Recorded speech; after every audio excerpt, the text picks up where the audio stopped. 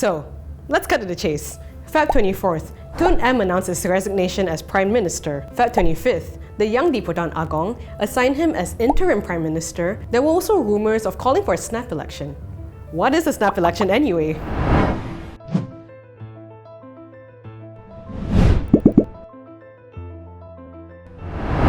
A snap election is an election that is called earlier than the one originally scheduled. By law, a general election must happen at least once every 5 years. However, the Prime Minister can ask the young Diputan Agong to dissolve the parliament anytime before this 5-year period has ended. A general election should be held no later than 2 months in the west and 3 months in the east. So, how does a snap election work?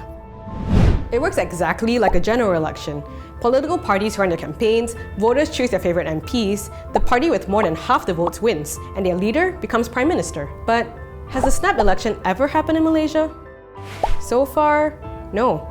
The last time Tun M resigned from being PM in 2003, his Deputy Prime Minister, Abdullah Ahmad Badawi, was transferred into power. He was then voted PM until his term ended in 2009. We all know who took over after that. So if a snap election were to happen this year, it would be the first in Malaysian history. Then again, we've had lots of firsts in 2020, and it's important to realize that this has an impact on you. Yes, you. First, the power goes back to you, the Malaysian citizens, during an election. Choosing who gets a place in the cabinet will determine our country's lawmakers for the next 5 years. Reshuffling may sound like a good idea, but the downside? Incurred costs for the country. Elections are expensive. The last general election in 2018 costed taxpayers a total of 500 million ringgit, covering costs like manpower for election workers, transportation, setting up polling stations, party merch, and all the other costs to put up flags, posters, and banners, which are paid per unit. Get this, 4.8 million ringgit was spent on inedible ink alone. The money has to come from somewhere, and spending this much money wasn't supposed to happen for another 3 years.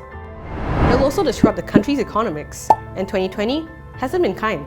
Take COVID-19, which caused Malaysia's economic growth to slow down to 4.3% in 2019, the lowest since 2016, and below the average of 5.4% growth rate recorded since 2010.